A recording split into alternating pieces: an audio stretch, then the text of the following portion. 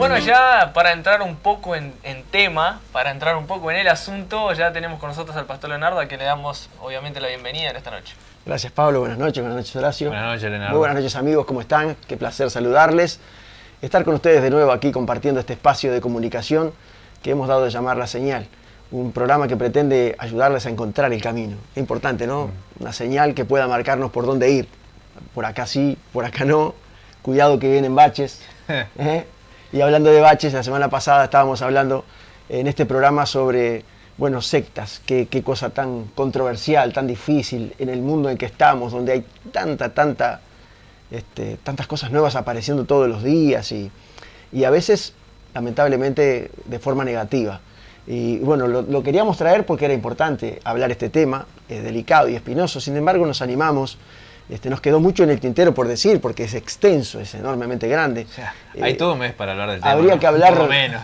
Más que un mes, habríamos que hablar mucho tiempo. Pero bueno, no es cuestión de hablar mucho, sino de que lo que podamos decir sirva, ¿no? Que tenga utilidad para la gente. Y ese es el propósito de este programa, servirles útiles a ustedes, amigos que nos están mirando a través de la televisión o de las redes sociales. Y hablando de redes sociales, bueno, un montón de saludos que vi que ustedes estaban dando y yo también quiero sumarme a esos saludos a todos los que nos miran, gente que nos mira y que nos ha contado que nos mira cuando nos encuentra en la calle, vecinos que conocemos de toda la vida, amigos que tenemos de hace muchos años, bueno, gente que trabaja, que está en su lugar de trabajo y que a veces nos dice, bueno, los miramos, sí, tal cual. Nos mandan saludos, así que bueno, muchas gracias a todos los que nos miran, y bueno, no queremos ser, como se dice, exclusivistas para no nombrar a unos y dejar a otros sin nombrar, pero hay mucha gente que siempre nos está viendo y que por supuesto les agradecemos su amable atención, que es muy importante para nosotros, ya que sin ustedes no sería posible el espacio del programa. Y bueno, hoy queríamos hablar, no hablar otra vez de lo mismo, no hablar de sectas, exacto, sino ir al lado opuesto del tema, ¿no? Y así como la semana pasada dejamos en claro que hay una visión global de lo que es una secta o una visión más de la sociedad moderna, de lo que es una secta, y la visión nuestra como cristianos dentro del contexto de la Escritura, cuál debería ser esa visión, dejamos en claro algunos puntos y pautas claras sobre aquellos 10 puntos, ¿no? De cómo detectar o conocer que se está dentro de una secta. Pero también dejamos en claro que hay una especie de actitud sectaria en el mundo de hoy, una cultura sectaria que se ha contagiado no solamente a las cosas religiosas, que también está en el mundo de los deportes, que está en el mundo de la política, que está, bueno, lamentablemente hasta incluso en el magisterio, ¿no? Donde se enseña en las prácticamente universidades, en todas las áreas, ¿no? En las universidades, algunas universidades de las más famosas del mundo tienen lo que se llaman logias, ¿no? Y hablando de logias hay otras organizaciones religiosas que también tienen características sectarias, ¿no? Son cerrados, son manipuladores, utilizan y sacan provecho de la gente. Bueno, de todo eso desagradable de lo que hablamos la semana pasada, hoy queremos hablar del lado opuesto. Queremos decirle, darles una idea de qué es la iglesia. Porque preguntamos, ¿no? En redes sociales, ¿cuál le parece a la gente que sería la verdadera iglesia? Ustedes hicieron esa encuesta. Creo yo, Pastor Leonardo, sin querer interrumpirte sobre lo que tú estás desarrollando, que incluso hay bastante dudas, ¿no? de cómo sería la verdadera iglesia. Por una cuestión muy sencilla. Cuando hicimos la pregunta sobre qué era una secta o cómo era una secta, como que la mayoría de las personas tenía muy clara, o tenía bastante claro, bastante acertado, iba por el buen camino. Pero cuando hicimos la pregunta de, bueno, ¿cómo sería la verdadera iglesia? Fueron pocos los que más respondieron. difícil. Sí, fueron pocos los que respondieron. No todos, más allá obviamente que todos están libres de responder si quieren o no. No, obviamente. Perfecto. Pero como que no encontraste tanta respuesta, como que de repente yo creo que hay una realidad de que hay más dudas sobre cómo es la verdadera iglesia. Sin duda, y eso es razonablemente entendible. Porque si yo pregunto a la mayoría de la gente que nos está mirando si conoce el billete de 2.000 pesos, no sé si todo el mundo lo conoce también, porque no hay tantos. Exacto. Primero, y porque son más difíciles de encontrar. Y a veces las cosas buenas, las cosas originales, las cosas correctas, a veces no se ven entre tantas cosas que no lo son, es difícil distinguirlas. Para conocer si algo eso no es, lo mejor es conocer el original. Siempre digo esto, ¿no? Para conocer la diferencia entre un billete y otro, si es falso o no es falso, es conocer el original. Y bueno, para conocer lo que es la iglesia originalmente tenemos que hacer un programa mucho más largo que el anterior y no nos va a dar el tiempo, así que no. Queremos hacer algo más simple, darle algunas pautas. Antes de eso me gustaría, primero Pablo, que nos estés acompañando con las encuestas, ¿no?, que se hizo, con esa pesquisa que ustedes hicieron, nos cuentes qué dijo la gente, ¿no? Qué es lo que la gente nos envió, los que nos estuvieron contestando a lo largo de la semana, acerca de qué piensan que es la iglesia, cuál es la identidad que le da la gente a la iglesia. Sí, lo hablábamos incluso en la última reunión de producción que tuvimos y realmente el título que le pusimos al tema de hoy fue a propósito, porque es muy subjetivo decir o afirmar la verdadera iglesia, es bastante subjetivo, pero bueno, la pregunta también puede serlo, pero era interesante utilizarlo de esta manera. La pregunta que hacíamos era: ¿cuál es la verdadera iglesia? De esa manera, así literal, pero subjetiva, hicimos la pregunta y alguien nos decía: para mí la verdadera iglesia es aquella que se guía y sigue los mandamientos de Dios a través de su palabra, es decir, la Biblia. Dice: buenas, bendiciones. Pienso que es donde se predique la Biblia y a Jesús como ejemplo a seguir y como el único que nos puede llevar al cielo y a Dios. Por lo tanto, no sería una verdadera iglesia donde predican cosas que no están en la Biblia y las usan para sacar alguna ganancia. Alguien cita Efesios 2:20 y dice: es la cual es fundamentada en los apóstoles y profetas, siendo la principal piedra del ángulo Jesucristo mismo, reconociéndolo como Hijo de Dios. Alguien dice, una respuesta escueta, pero para mí muy válida, dice: la verdadera iglesia es la de Jesucristo. Alguien dice: la verdadera iglesia es aquella que obedece a todo lo que Dios ordena en su palabra. Otra persona dice: hola, bendiciones, buenas noches para ustedes. Dice: la iglesia verdadera es la que busca personas para que tengan un encuentro con Cristo como su Señor y Salvador, un lugar, y es interesante la frase que usa, un lugar, la iglesia es un lugar donde se puede encontrar ayuda y consuelo y contención basado en la palabra de Dios como herramienta principal. Un lugar, de nuevo, donde exista la unidad, la fe, la restauración de las personas como individuos en necesidad, como lo hizo Jesús, y que gobierne la teocracia. Dice alguien más: la verdadera iglesia es la que vive de forma semejante a la iglesia de Hechos de los Apóstoles, la iglesia primitiva, independiente de las denominaciones y compartiendo el amor de nuestro Señor Jesucristo a todos, independiente de quién sea su prójimo, así como nos enseñó Dios. Sí, y bueno, en definitiva también el programa pasado, cuando hablábamos de sectas, al final del programa regalamos un libro, un libro en formato ebook. El perfil de 3 monarcas. Y eso fue interesante y tal vez quedó en ese momento, alguien lo recibió: qué buen regalo, pero bueno, ahora yo preguntaría, ¿no? ¿Pero por qué regalamos ese libro? Bueno, ese libro tuvo el propósito al traerlo al programa. Bueno, es un libro muy especial. Se llama Perfil de 3 monarcas porque el escritor, llamado Gene Edwards, un hombre que aún vive todavía, es bastante veterano, pero aún vive. Gene Edwards escribe este libro como una especie de obra teatral, ¿no? Toma los personajes de 3 personajes bíblicos de la Biblia y hace una especie de obra de teatro muy bien organizada, con mucha calidad, ¿no?, escénica. Y bueno, es tan profundo el libro, tan especial esa forma en que lo escribe, que uno empieza a leerlo y parece que uno está entrando en el personaje. Ese famoso, como lo que llamaríamos hoy, ese 3D, parece como si estás dentro, de lo que está sucediendo. Te pones a leer el libro y parece que estás ahí, que sos vos el que estás recibiendo esas palabras. Es muy interesante. Y fuerte. ¿Y por qué se llama Perfil de 3 monarcas? Porque se refiere a 3 reyes de Israel, que fueron Saúl, David y Absalón. Entonces el libro nos juega, ¿no?, con estos 3 personajes que tienen una historia muy fuerte dentro de la Biblia. Dentro de la Biblia son 3 historias fuertísimas. Saúl fue el primer rey de Israel, David el segundo rey de Israel, y Absalón estaba destinado a ser el tercero, pero no lo fue. Entonces es muy fuerte todo el libro, toda la historia, todo lo que cuenta. Y lo traje porque me gusta la dedicatoria que hace el autor. El autor dice que lo dedica a los cristianos quebrantados de corazón, que escapan de grupos autoritarios en busca de consuelo, salud y esperanza. Él desea que, Dios quiera, dice, que se recobren y prosigan con él, que es la libertad genuina. A los cristianos que han sufrido o que sufren la experiencia desconsoladora de la división entre hermanos, que esta historia les dé, dice, luz y consuelo. Dios quiere que también se recobren y prosigan con él, que es la verdadera paz. Esta era la dedicatoria que le hace en el libro el propio escritor, ¿no? Él desea que este libro sea de ayuda para las personas que sufren, tanto por vivir ese desconsuelo de estar en un grupo que ha sido autoritario, que ha sido manipulador, como es una secta, o aquellos que dentro de la iglesia verdadera también sufren a veces desconsoladamente la división entre los hermanos. Porque si vamos a hablar de la iglesia verdadera no podemos evitar hablar de esa realidad. Entonces, la verdad que es un libro muy bueno, a mí me hizo mucho bien cuando lo leí, cambió mi vida, definitivamente cuando leí este libro tenía una decisión tomada y después de leerlo cambié mi decisión, porque entendí al leerlo que tenía que ser la persona que Dios quería que yo fuera y no quien otros estaban tal vez impulsándome a ser.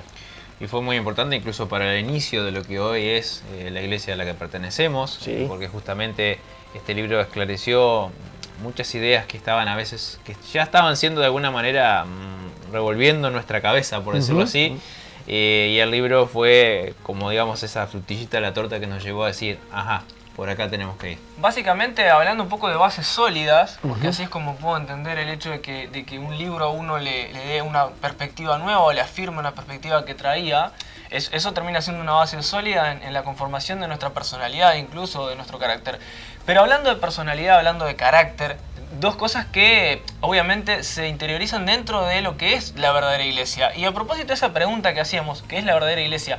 La intención, como en el flyer lo hacíamos ver también, la intención es la misma de siempre, traer herramientas. Exacto. No es venir acá con esa idea, yo diría, un poco peligrosa de tengo la verdad, tengo la verdad absoluta. Ahí estaríamos haciendo lo que se dice una contraposición con el programa anterior. Le dijimos a la gente que una secta hace eso, estaríamos nosotros haciendo exactamente eso. Como nosotros lo que queremos no es entrar en ese asunto de querer tener una verdad absoluta, sino de compartir y brindar herramientas. Eso es como lo expresamos en nuestro player. Esa es la idea que hoy traemos y a propósito de eso te quería hacer una pregunta que tal vez puede ser un poco un spin-off, un lanzador de lo que es el asunto. Porque uno dice, bueno, ¿cuál es la iglesia verdadera? Pero yo haría una pregunta concatenada, ¿no? ¿Qué características tiene la verdadera iglesia? Bueno, es un poco difícil responderlo con tan poco tiempo, sí, para decirlo de esa manera.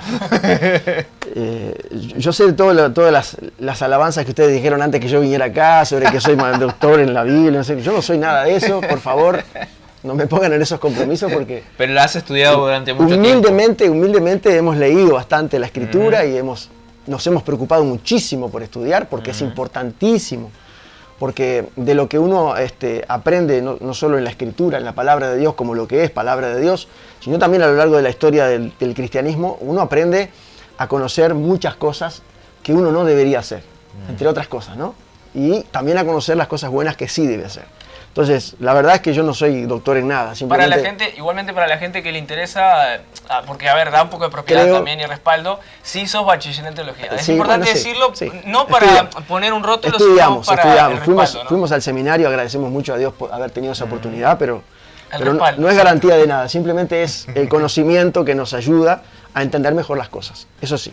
Ahora bien, quiero decir, como preguntaba Pablo, ¿no? Es muy difícil responder así tan fácilmente, pero digamos que la palabra iglesia, para arrancar, la palabra iglesia, es una palabra que nosotros la tenemos muy integrada a la idea de templo, ¿no? Uno dice iglesia, lo primero que se imagina es una gran torre, con un crucifijo allá arriba, unas campanas, hasta incluso en los dibujitos que ponemos en internet, ¿no? Esos, ¿cómo se llaman? Los que se pasan en los chats, ¿no? Los emojis, sí, ¿no? emojis, sí. Hasta los emojis, ¿no? Tienen un techito con una campanita y una... Bueno, uno se imagina al hablar de iglesia de un templo, de un lugar físico, ¿no? Ahora, la palabra iglesia originalmente, en el idioma en que fue escrito la Biblia, en el Nuevo Testamento principalmente, el griego, bueno, para los griegos en particular, ¿no? Para la filosofía griega, o para el idioma griego en su origen, la palabra eclesia, que es la palabra griega, se usaba para definir un cuerpo de ciudadanos reunidos para considerar un asunto de Estado, por ejemplo. Entonces, cuando se decía que estaba la eclesia reunida, era los ciudadanos reunidos para considerar asuntos de Estado, por ejemplo. ¿Tá? Entonces, en Grecia, especialmente en Atenas, cuando Pablo llega a la ciudad de Atenas, según el libro de los Hechos de los Apóstoles, capítulo 17, Pablo va a un lugar llamado el Areópago, porque ahí se reunía la eclesia, los filósofos griegos se reunían para tener ese trato, ¿no? De los asuntos de Estado. Ahora, en la traducción del Antiguo Testamento, llamada la Septuaginta, hecha por allá por, digamos, unos 200 y pico de años antes del nacimiento de Cristo, la traducción del Antiguo Testamento al griego, encargada por un gobernante griego particularmente, para que quedara incluida dentro de lo que era la biblioteca de Alejandría. Se dice que esta versión, llamada la versión de los 70 o la Septuaginta, se utilizó la palabra eclesia para definir al grupo de la congregación del pueblo de Israel. Cada vez que se reunía el pueblo de Israel, era la congregación de los santos, como lo llama el texto de nuestra Biblia Reina Valera, era la eclesia, ¿no? La iglesia era el grupo de los israelitas todos reunidos. En el Nuevo Testamento Jesús utiliza solamente 2 veces la palabra iglesia en todo su ministerio, ¿no? Solamente 2 veces. Curioso. Jesús utilizó esta expresión, ¿no? La palabra iglesia, precisamente la palabra iglesia. Una es en el Evangelio según San Mateo, capítulo 16, verso 18, donde dice a Pedro que sobre esta roca, ¿no? Edificaré mi iglesia. Solamente en 2 oportunidades Jesús cita la palabra iglesia como refiriéndose a la reunión de los creyentes. Pero en el Nuevo Testamento se vuelve más común el uso de esta palabra cada vez que se refiera a los creyentes en general, tanto a un grupo particular de creyentes en un pequeño lugar. Por ejemplo, cuando Pablo escribe las cartas, lo veíamos recién, ¿no? Cuando veíamos recién el video de Bible Project, que las cartas, ¿no? Dirigidas a un grupo de creyentes que estaba en una determinada ciudad, se dirigían a la iglesia que está en Éfeso, a la iglesia que está en Roma, a la iglesia que está en Corinto, a la iglesia que está, si uno lee las epístolas, están dirigidas a la iglesia porque no se consideraba otra cosa, ¿no? Que el grupo de los creyentes reunidos. Pero la verdadera iglesia no era la de Corinto, la verdadera iglesia no era la de Roma particularmente, la verdadera iglesia no era la de Éfeso particularmente, pero todas juntas eran la verdadera iglesia. Así como hay pequeños grupos a los que podemos considerar la iglesia de tal lugar, ¿no? Podríamos decir que todas ellas reunidas también son la iglesia de Jesucristo en forma general, porque estos son analogías que se hacen, sobre todo en el Nuevo Testamento, precisamente las cartas de Pablo, es donde más se utilizan analogías, es decir, comparaciones de lo que la iglesia es respecto a determinado asunto, o cómo se podía comparar la iglesia con qué. Bueno, entonces, por ejemplo, la iglesia se compara con un edificio. Pablo lo hace en 1 Corintios capítulo 3. Luego en Efesios capítulo 2, Pablo dice que Jesús es la principal piedra de ángulo, pero también dice que es el constructor de esta iglesia, ¿no?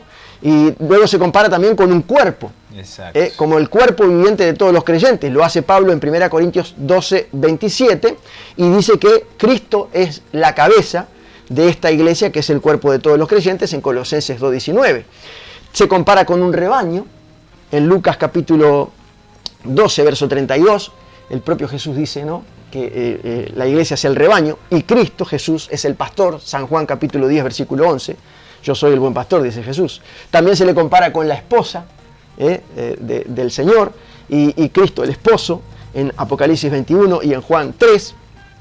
Se dice que la iglesia es un tesoro especial en Malaquías capítulo 3, verso 17, en el Antiguo Testamento. Y también Jesús dice en San Juan capítulo 15 que la iglesia son como los sarmientos, ¿no? Las ramas de la viña verdadera. Y él es la viña verdadera. Y también se usa la expresión de que la iglesia es el templo del Señor, el templo del Señor. Todas estas son comparaciones, como decíamos, para darle una idea de qué es la iglesia. La iglesia no es un grupo particular de personas, la iglesia no tiene un nombre particular. Las congregaciones que se formaban en esas distintas ciudades tenían esos nombres: Corintios, Romanos, Efesios. Eran lugares a los que Pablo escribió cartas porque ahí había gente dentro de esas ciudades que se habían convertido al cristianismo. Hoy ya es mucho más diversa la cosa, ¿no? La palabra diversidad no tiene un lugar más efectivo que en la iglesia. La iglesia es muy diversa. En una ciudad tenemos hay muchísimas iglesias en una misma ciudad. Entonces decimos, ¿cuál es la iglesia? Bueno, está la iglesia dentro del movimiento protestante, está la iglesia cristiana católica, está la iglesia cristiana evangélica, está la iglesia cristiana protestante, y estas son distintas formas de culto, pero diríamos que todas podrían llamarse la misma iglesia. Puede haber católicos que pertenecen a la verdadera iglesia de Cristo, claro. Pueden haber evangélicos que pertenecen a la verdadera iglesia de Cristo, claro. Y hay también protestantes que pertenecen a la verdadera iglesia de Cristo, claro. Dentro del cristianismo, en general, como forma religiosa, la iglesia del Señor tiene muchos pero ninguna de esos grupos particulares puede arguirse el derecho de decir yo soy la Iglesia de Cristo. O esta organización que yo armé, nosotros somos parte de una organización, nuestra organización se llama Centro Evangélico Cristiano Jesús es el Camino, y así se denomina, pero no quiere decir que es la Iglesia de Jesucristo. Somos parte de la Iglesia de Jesucristo y nos sentimos hermanos de todos aquellos que, como nosotros, adoran también a Jesucristo como Señor, como Rey y Señor de su vida. Entonces, dentro de la Iglesia Católica hay gente que adora a Jesucristo como su Señor y Rey de su vida, por supuesto. Y en el movimiento protestante lo hay, por supuesto. Y todos aquellos que aman y adoran a Jesucristo de corazón y lo hacen en espíritu y en verdad, como Él dice que tiene que ser adorado, son parte de la Iglesia de Jesucristo. Nacidos de nuevo, redimidos por la sangre de Cristo, salvos por su gracia y que buscan cada día su presencia. Yo tomé un texto de la carta del apóstol Pablo a los Efesios, capítulo 4, versículo 1 en adelante al 6, que dice lo siguiente: yo estoy preso por servir al Señor Jesús, dice Pablo. Les ruego que vivan como deben vivir quienes, como ustedes, han sido llamados a formar parte del pueblo de Dios. Aquí la palabra es iglesia. Sean humildes, amables y pacientes y bríndense apoyo por amor los unos a los otros. Hagan todo lo posible por vivir en paz, para que no pierdan la unidad que el Espíritu les dio. Solo hay una iglesia, solo hay un Espíritu, y Dios los llamó a una sola esperanza de salvación. Solo hay un Señor, una fe y un bautismo. Solo hay un Dios que es Padre de todos, gobierna sobre todos, actúa por medio de todos y está en todos. Esa es la verdadera iglesia de Jesucristo, la que no tiene un nombre dado por hombres. Jesús la llamó su iglesia. Jesús dijo que era su cuerpo. Jesús dijo que era el pueblo al que Él vendría a buscar y que le esté sirviendo con amor y con alegría. No hay un nombre al que se le pueda atribuir a la verdadera iglesia. La palabra católico que usa el movimiento católico, que es ya muy antiguo, ¿no? Por lo menos podemos decir que la Iglesia Católica tiene alrededor de 1600, 1700 años para definirse como algo católico. ¿Qué quiere decir la palabra católico? En griego significa universal. Entonces, yo también soy católico porque también me considero parte de la Iglesia Universal de Jesucristo.